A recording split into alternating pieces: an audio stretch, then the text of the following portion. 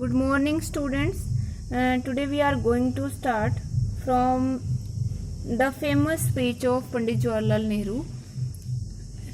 हमने कल की वीडियो में जो पढ़ा था, कुछ स्पीचेस पढ़े थे महात्मा गांधी, डॉक्टर भीमराव अंबेडकर, उनके स्पीच हम पढ़ चुके थे. और आज हम पढ़ेंगे पंडित जवाहरलाल नेहरू के जो फेमस स्पीच था, जो उन्होंने मिडनाइट को 15 अगस्त 1947 को दिया था. और ये फेमस था. Long years ago we made a tryst with destiny. लंबे टाइम पहले, यानी कि बहुत पहले, हमने अपने भाग्य से समझौता किया, यानी कि हमने अपनी नियति से एक समझौता कर लिया. And now the time comes, और अब वो समय आ गया, when we shall redeem our pledge. Pledge मतलब प्रतिज्ञा, जिसमें हम अपनी प्रतिज्ञा पर अमल करेंगे, अपने वादे को निभाएंगे. नॉट होली और इन फुल मेजर, चाहे हम उसको पूरा ना निभाएं, बट वेरी सब्सटेंशियली, पर उसको हम काफी हद तक निभाएंगे. At the stroke of midnight, यानी कि आधी रात की इस घड़ी में, midnight hour, when the world sleeps, जब पूरी दुनिया सो जाएगी, India will awake to life, तो भारत एक नव जीवन के साथ जागेगा. एंड फ्रीडम, और आज़ादी प्राप्त करेगा. तो ये उस टाइम की बात है जब देश आज़ाद हुआ था, आधी रात के टाइम, तब का ये स्पीच है कि भारत जो है वो अपने नए जीवन में जागेगा और आज़ादी प्राप्त करेगा. अ मोमेंट कम्स, एक ऐसा समय आएगा, which comes but rarely in history, जो इतिहास में बहुत कम आता है. when we step out from the old to the new, जब हम पुराने से नए की ओर स्टेप उठाएंगे, कदम बढ़ाएंगे. when an age ends, जब एक युग का अंत होगा. and when the soul of a nation, और जब एक देश की आत्मा, long suppressed, लंबे समय से जो दबी हुई थी, फाइंड्स अटरेंस, अपनी पूर्णता प्राप्त करेगी. इट इज फ्लीटिंग, यह उचित है, that at this solemn moment, कि इस पवित्र समय में, इस पवित्र क्षण में, we take the pledge of dedication to the service of India and her people and to the still larger cause of humanity. कि हम, ये उचित है कि इस पवित्र समय में हम एक प्लेज लें डेडिकेशन की. डेडिकेशन होता है समर्पण की, और ये समर्पण किसके प्रति? सर्विस ऑफ इंडिया, भारत की सेवा, हर पीपल, उसके लोगों की सेवा, and to the still larger cause of humanity, और मानवता की सेवा. इन तीनों की सेवा के प्रति समर्पण की हम प्रतिज्ञा ले, प्लेज ले. Freedom and power bring responsibility, जो आजादी है और शक्ति है, वो रिस्पॉन्सिबिलिटी लेकर आती है, जिम्मेदारी लेकर आती है. The responsibility rest upon this assembly, और जो जिम्मेदारी है वो इस असेंबली, यानी कि सभा में निहित है. और ये सभा कौन सी है? कॉन्स्टिट्यूएंट असेंबली, संविधान सभा. और कैसी है ये संविधान सभा? A sovereign body representing the sovereign people of India. Sovereign means संप्रभु, जिसके पास अपनी शक्ति हो, अपनी ताकत हो. और एक संप्रभु जो संस्था है, वो ऐसे लोगों का प्रतिनिधित्व करती है भारत के, जो सवर्यन हो, संप्रभु हो. Before the birth of freedom, स्वतंत्रता के जन्म से पहले, we have endured all the pains of labour. हमने, एंड्योर मीन्स सहन करना, हमने पीड़ा के हर दर्द को सहन किया. And our hearts are heavy with the memory of this sorrow, और इस दुख की याद से, मेमोरी ऑफ दिस सोरो, इस दुख की याद से हमारा जो हृदय है वो भारी है, हैवी है.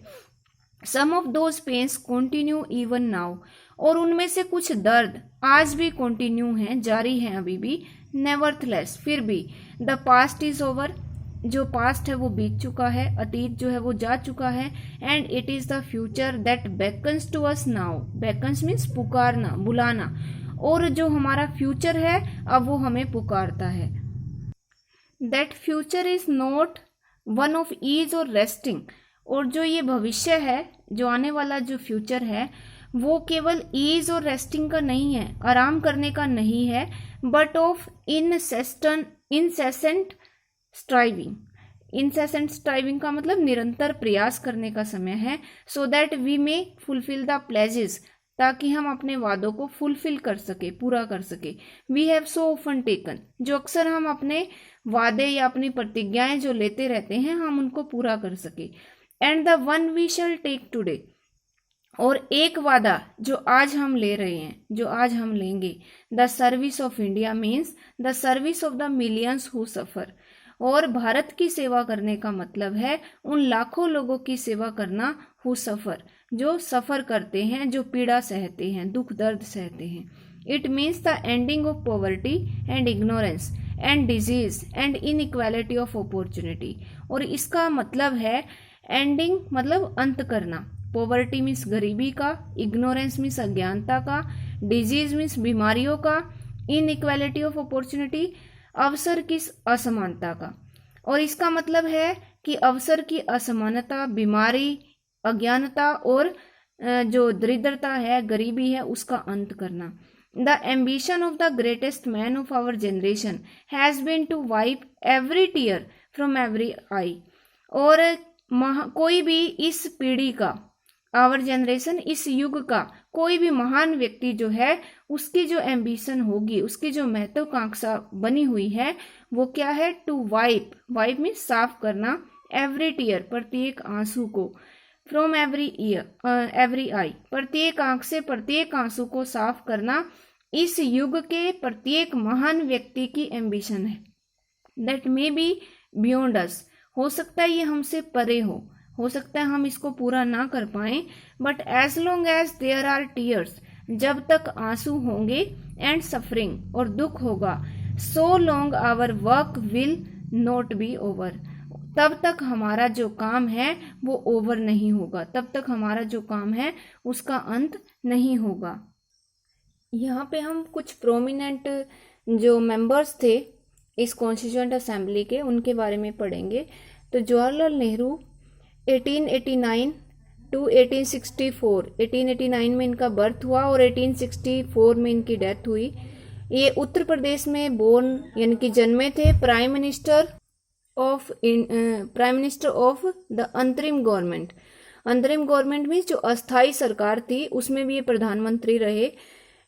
अस्थाई सरकार मतलब 1947 से पहले, आजाद होने से पहले जो एक भारत सरकार बनी थी, अंतरिम सरकार बनी थी, उसमें ये प्राइम मिनिस्टर थे, एक परमानेंट प्राइम मिनिस्टर बनने से पहले। लॉयर एंड कांग्रेस लीडर, एक वकील थे और कांग्रेस के ये लीडर थे।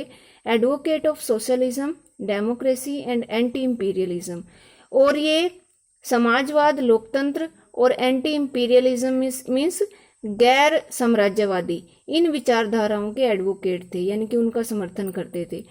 First prime minister of India, और ये भारत के पहले प्राइम मिनिस्टर थे। उसके बाद है सरोजनी नायडू, 1879 टू 1949, बोर्न आंध्र प्रदेश, आंध्र प्रदेश में इनका जन्म हुआ।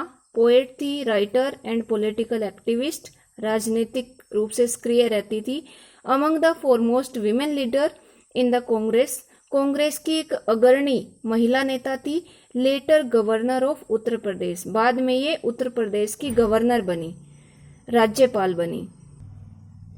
उसके बाद है कन्हैया लाल मुनिकलाल मुंशी, 1887 टू 1971, बोर्न गुजरात, गुजरात में इनका जन्म हुआ कन्हैया लाल का। एडवोकेट, वकील थे, हिस्टोरियन, इतिहासकार एंड लिंग्विस्ट और भाषाविद। कांग्रेस लीडर एंड गांधीयन, कांग्रेस के नेता थे और गांधीवादी थे, गांधीवादी विचारधारा से प्रभावित थे। Later minister in the union cabinet, जो कैबिनेट बनी थी इंडिया की फर्स्ट कैबिनेट, उसमें ये मंत्री बने बाद में। फाउंडर ऑफ द स्वतंत्र पार्टी, और स्वतंत्र पार्टी के संस्थापक थे।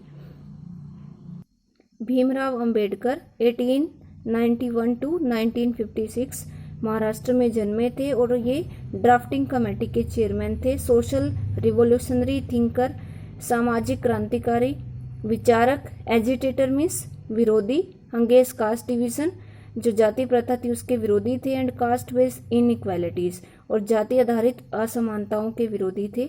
In the first cabinet of post independent India, founder of Republican party of India, पहली कैबिनेट में कानून मंत्री थे और रिपब्लिकन पार्टी के फाउंडर थे, संस्थापक थे।